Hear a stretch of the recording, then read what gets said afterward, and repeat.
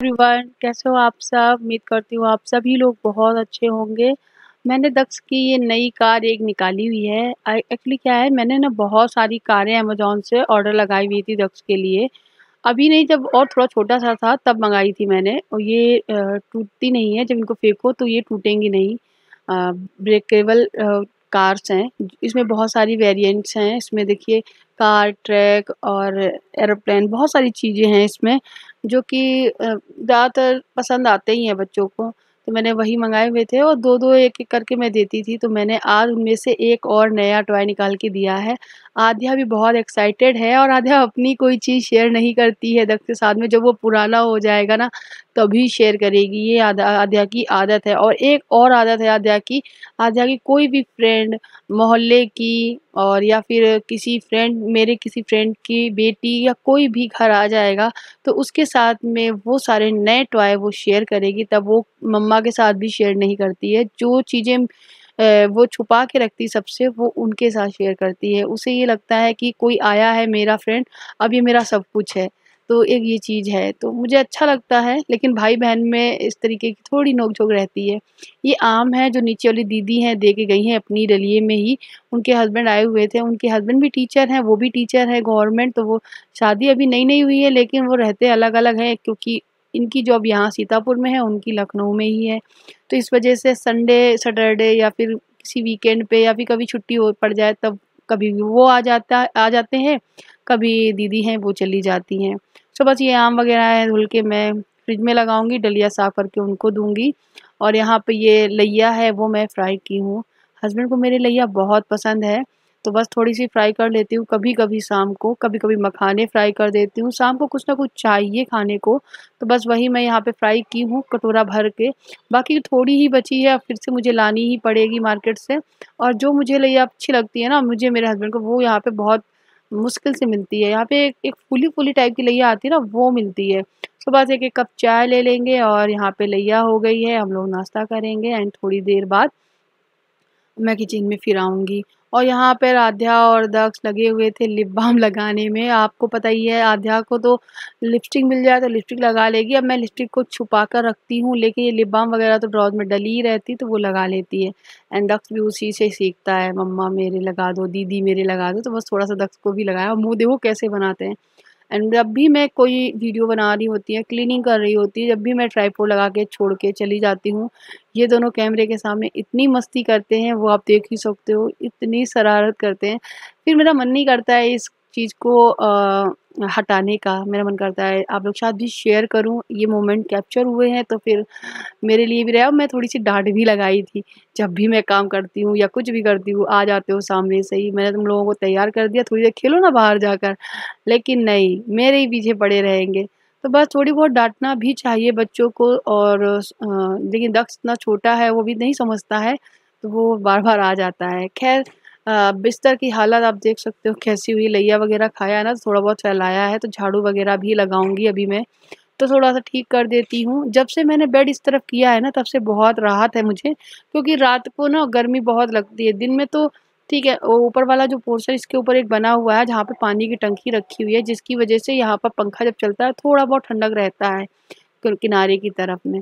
लेकिन रात में जब वो छत गरम छत ठंडी होने लगती है, तो उसकी जो गर्माहट होती है, वो पंखा बहुत जल्दी नीचे के खींच लेता है, जिसकी वजह से रात में बहुत ज़्यादा उमस और गर्मी होती है हम लोगों को। जब भी मैं बिस्तर लगाती हूँ, आध्या से मैं ज़रूर कहती हूँ, चलो मेरी हेल्प कराओ। और हमेशा कहना चाहिए, थोड़ा बहुत काम देना चाहिए। थोड़ी और बड़ी हो जाएगी तो मैं थोड़ा-सा डस्टिंग एंड क्लीनिंग भी उससे बोल दिया करूँगी। और ऐसी कोई बुरी बात नहीं है, थोड़ा-सा घर में हाथ बँटवाने में या काम करने में क्या बुराई है। और ऐसे ही बच्चे सीखते हैं धीरे-धीरे। तो बस यहाँ पे मैं फटाफट से पूरे रूम में झाड़ू लगा दूँगी। ये शाम का रोज़ ही का रूटीन रहता है। घर में अगर बच्चे हैं तो 2 या 3 बार झाड़ू उठ ही जाती है, हाथ में आ ही जाती है। अगर मेड लगा रखी है तो फिर, अगर मेड आएगी तो एक ही बार झाड़ू लगा कर जाएगी, पोछा लगा के जाएगी। 2 या 3 बार, 4 बार, जब भी आपके बच्चे गंदे करेंगे ना, तो आपको ही करना पड़ेगा। इसीलिए मुझे मेड का ना अच्छा नहीं लगता है। सच बताऊँ तो मुझे मेड लगवानी में बिल्कुल नहीं अच्छी लगती, और मैंने कभी भी नहीं लगवाई, क्योंकि मुझे अपना काम खुद से करना बहुत पसंद है। मेड का हाथ का काम पसंद नहीं आता है। एक्चुअली मैंने बहुत लोगों के यहाँ पे देखा है, क्योंकि मैं जब दिल्ली गई हुई थी, काफ़ी टाइम हो गया जब मैं दिल्ली गई हुई थी, तब मेरे दोनों बच्चों में से कोई बच्चे नहीं थे। हाँ, तब मेरे मेरे हस्बैंड के फ्रेंड के घर, तो मेरे हस्बैंड की जो फ्रेंड है ना, उन्होंने मेड लगवाई हुई थी, तो उनकी मेड ना कभी लेट आती, कभी नहीं आती, तो फिर उतना ही बॉडी में आलस भी आ जाता है। तो वो अपना काम क्या करती थी कि उन उसी पे ही डिपेंड हो गई थी। तो जब भी उनके घर में मैं ढेर सारे बर्तनों का ढेर देखती थी ना, तो मुझे ऐसा लगता था कि मैं फटाफट से धुल दूँ। मैंने बहुत बार बोला कि भाभी मैं धुल देती हूँ, कोई दिक्कत नहीं, आज नहीं आई है मेड।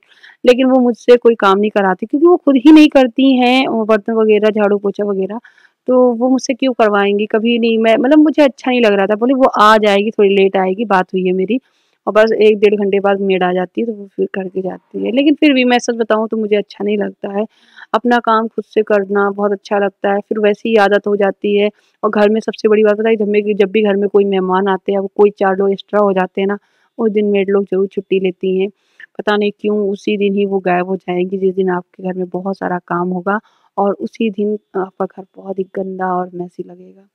तो बस यहाँ पे मैंने वो डलिया भी धुल के रख दी थी, आधा की चोटी बना दी है मैंने, ताकि उससे गर्मी ना लगे। और मैं इससे टमाटर वग़ैरह है वो सब रख रही हूँ, निकाल भी रही हूँ। भिंडी निकालनी थी एक्चुअली मुझे, तो सब चीज़ें रख रही हूँ। एक ही शिमला मिर्च मेरे हस्बैंड लेकर आए थे, क्योंकि मैंने कहा था सब्जियाँ ज़्यादा मत लाना। तो एक सब्ज़ी लेके आए थे शिमला मिर्च, वो भी खराब हो गई, इसमें दब गई। दबने की वज़ह से खराब हो गई, और मुझे वो भी हटानी पड़ी। मैं सोच रही थी कि किसी चीज़ में डालूँगी इसको, और यूज़ हो जाएगी किसी में, लेकिन अब वो ख़राब हो गई है, वो हटा दी मैंने। तो बस फटाफट से भिंडी बनाने जा रही हूँ आज के डिनर में, और यहाँ पे मैं भिंडी कट कर रही हूँ। मैं जब भी भिंडी बनाती हूँ तो मुझे गोल-गोल कट करना बहुत अच्छा लगता है, बट मेरे हस्बैंड को यही रहता है कि मैं प्रियंका भिंडी बीच से कट किया करो, उसके बाद इस तरीके काटा करो, क्योंकि इससे थोड़ी-सी ये रहता है कि भिंडी में कोई कीड़ा वग़ैरह तो नहीं है। मान लो किसी टाइम किसी जगह पर एक में कीड़ा हो और गोल-गोल भिंडी काटने में चला जाए, तो रिस्क ना लो, और फटाफट से बीच से कट करके मैंने फिर कट किए हैं। इस तरीके से भिंडी में मसाला अच्छे से जाता है। तो बस यहाँ ऑलमोस्ट सारी भिंडी कट गई हैं, और आज ना कुछ ऐसा हुआ है जिसकी वज़ह से मैं थोड़ी-सी मतलब निराश हूँ। एक्चुअली क्या है, थोड़ी-सी मेरे और मेरे हस्बैंड के बीच में अनबन-सी हो गई है। एक्चुअली वो गए हुए थे बाहर, और मैं इनसे बोली भी थी कि आज चलेंगे बाहर, संडे है आज, तो आज चलेंगे बाहर, कुछ घूम-घाम के आते हैं, गोलगप्पे खा के आते हैं। वैसे तो 1 हफ्ता ऐसे ही निकल जाता है, हम लोग कहीं नहीं जा पाते हैं। तो उन्होंने बोला था हाँ चलेंगे, लेकिन ये कुछ काम से चले गए थे अपने मित्र-वित्र के साथ में, तो काफ़ी लेट आए थे, और मैंने इनको कॉल कर दिया बीच में, तो इन्होंने बोला कि कॉल क्यों किया है, और मैं आ ही रहा हूँ। तो फिर घर आकर इन्होंने इतनी ज़ोर से गुस्सा दिखाया है, ये रूप मैंने कभी नहीं देखा अपने हस्बैंड का। बहुत तेज़ से हड़काया, और मैं बहुत ज़्यादा डर भी गई थी, जिसकी वज़ह से मैं इनसे बहुत नाराज़ हो गई। फिर इन्होंने बहुत मनाने की कोशिश की, लेकिन मैंने कहा मैं अब नहीं जाऊँगी आज, नेक्स्ट संडे देखते हैं, क्योंकि संडे को ही इनको छुट्टी मिल पाती है, अदरवाइज़ नहीं, या फिर कोई छुट्टी हो, कोई फेस्टिवल हो तो ही। तो मेरा भी मन करता है, बीवियाँ घर में सारे काम करती हैं, औरतें सब काम करने के साथ-साथ घर को मैनेज रखना, सारी सबकी इच्छाएँ पूरी करना, तो उनका भी मन करता है ना बाहर जाने का, घूमने का। लेकिन ये ऐसे इतनी ज़ोर से डाँटा, मतलब अभी तक इन्होंने इस तरीके से कभी नहीं बात की मुझसे, लेकिन ये उनकी चीज़ देख कर ना मैं बहुत ज़्यादा बहुत गुस्सा हो गई थी, और मैंने सच बताऊँ मैंने बात नहीं की थी, और मैंने कहा था मैं नहीं जाएँगी। ये बच्चों से कह के मना रहे थे कि चलो ना मम्मी से बोलो कि ले चलते हैं, घुमा लाते हैं, लेकिन फिर मैं नहीं गई, मेरा मन एकदम हट गया। वो कहते हैं ना, जब किसी की चीज़ से इच्छा हट जाती है, तो वही है। तो मेरी इच्छा एकदम हट गई थी बाहर जाने से।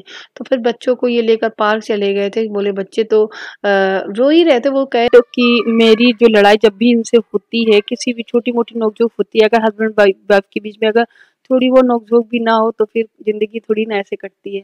तो जब भी मेरी नोक-झोंक होती है, टचवुड 24 घंटे के अंदर-अंदर ही हम लोग बोलने लगते हैं, खिलखिलाने लगते हैं, हँसने लगते हैं।